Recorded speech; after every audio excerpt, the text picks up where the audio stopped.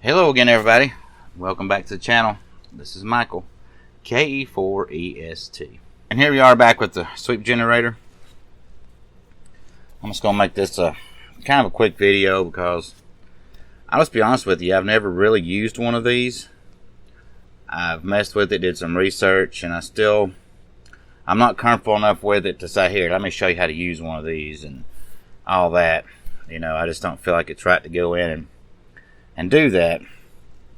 I've seen other videos, you know, or something I'm interested in, whether it be something like this or radio or anything on YouTube, and I want to watch that, you know, kill a little time or whatever.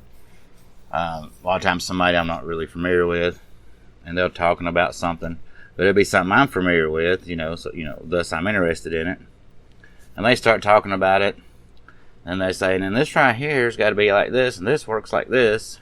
And I'm talking at the YouTube going, no, that ain't right. But whatever. And then next thing you know, they go on and they're trying to explain something else, and they're way off in left field, and I'm like, oh my gosh. So I'm not going to go in and try to act like I know it all or act like I know what I'm doing. And I did take this and restore it. I've got it.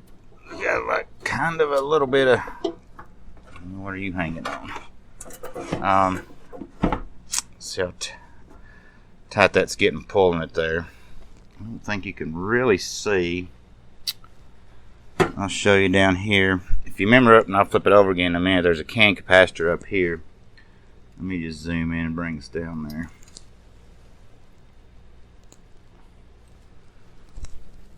And you can see right here, this can capacitor up here had two capacitors in it. I've cut it completely loose. It's really hard to see. And just the can's just there again, like I did in other restorations, just there for looks. And I replaced it with two high quality capacitors.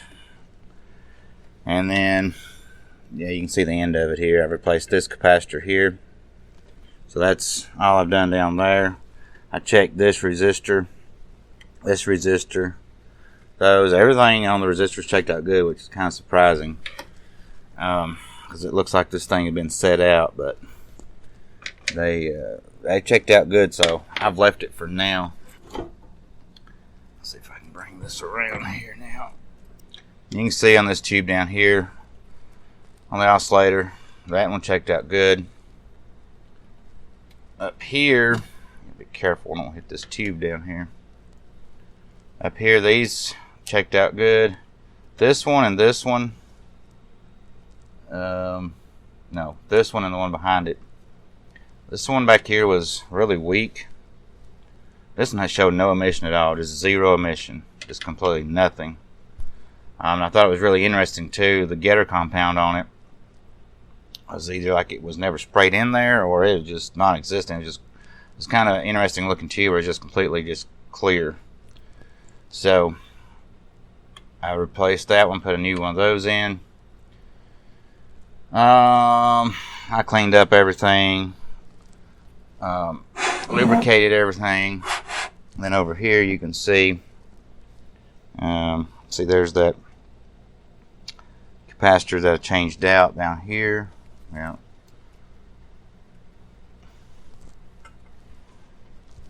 This one right here that you was looking at the end of a while ago, that one's been changed out. And then up here, these two capacitors, the one over here and this one here, has been all changed out. And these over here, these domino, you know, style microcapacitors, I pulled those loose. You can kind of see where I took it loose and tested it, and they tested out fine. So, and those don't go out as, you know, much. They usually last longer. So I left those in circuit. So I mean, that's pretty much what I did here. These tubes here all checked out good. The power supply section, and you can see, real careful here. You can see that can is still in there just for looks. Okay.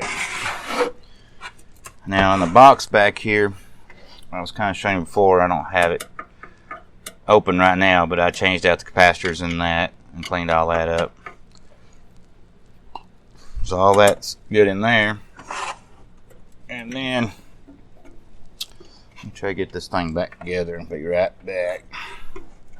Okay, I've got this slid back in its case. You can see it's dropped a little bit. I don't have the screws in it. This will come up.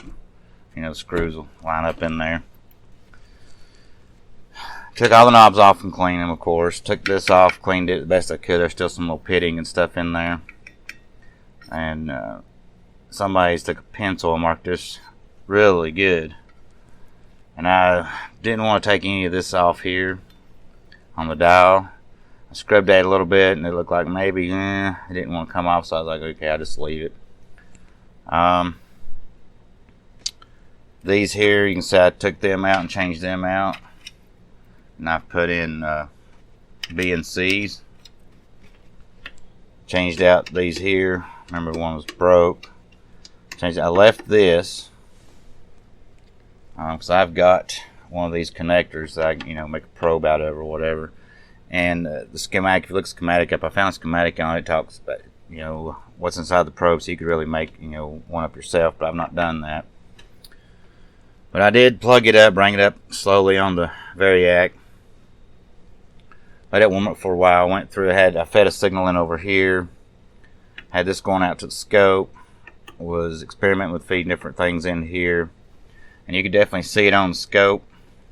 It would change, and it would change. If the sweep width, whatever I set the sweep width on. Right now it's set for 0 to 15 megacycles or megahertz. And I could adjust this, and of course, when I got way up here, you could really hear the thing in there I was telling you about that's different. And it was, you come way down here and you just barely hear it. Not quite that loud, but you could definitely hear it vibrating in there the more you did this. And you could see it on the scope. I don't have any crystals to plug into here to test that. I've got some somewhere that's not exactly the ones that you'd want to use with this. Some of these FT243 crystals, and I don't know what box I've got them stuck in storage in the other building out back, so I don't know where exactly I've got them stuck in. I haven't used them in years. I used to use them with the old Hallicrafter's HT40 transmitter, and when I first got started in ham radio, and made a lot of steady contacts with that radio and changed out the crystals in it. But anyway, so I went through and cleaned up a lot. It could be done better. I could take every one of these screws out and clean them and paint them or replace them. You can still see the rust there a little bit. I've seen where people goes really crazy. Take this one out. It says fuse. It's kind of faded and put a new one in so you can really see fuse. I've seen people take these out. I was watching another video where a guy had one of these, and I was watching that. Like, see if I can get any pointers off of that. He went through the same thing and restored it, and that's about all he showed. But I think he took this out and put the other thing in, like the next version up of this one. But other than that, I was like,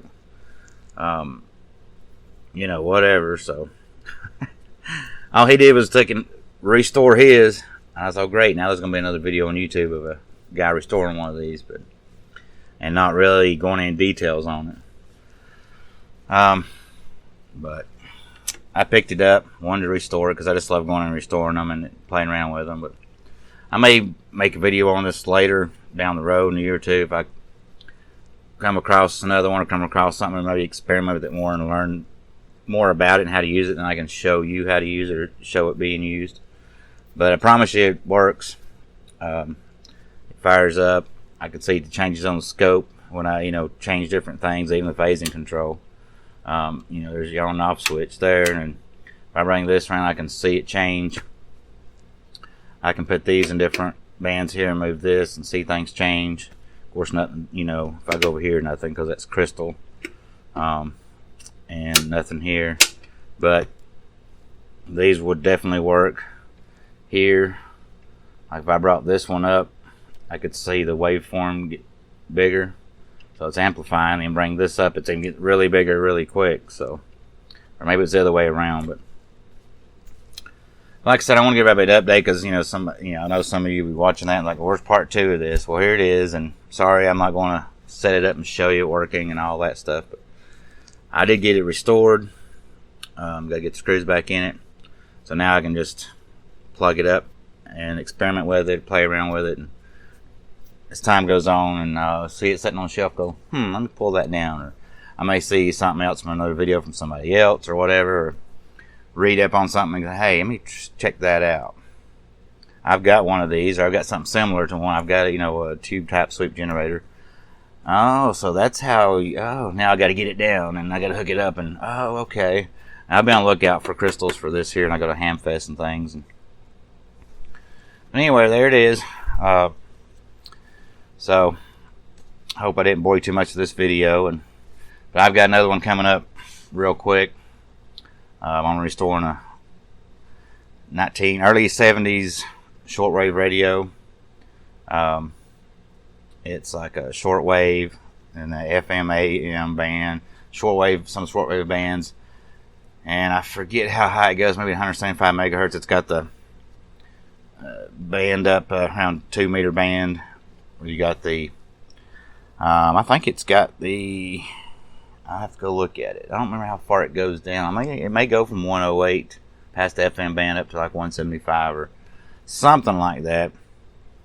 But you can, listen to what's left of the analog, police and fire and stuff like that, and the 2 meter ham band and different public services and things like that. And I don't remember if it's got the aircraft band in it or not. But anyway, if you like this video, please hit like. If you ain't subscribed, please do so. And I'll catch you in the next video. This is Michael, KE4EST 73.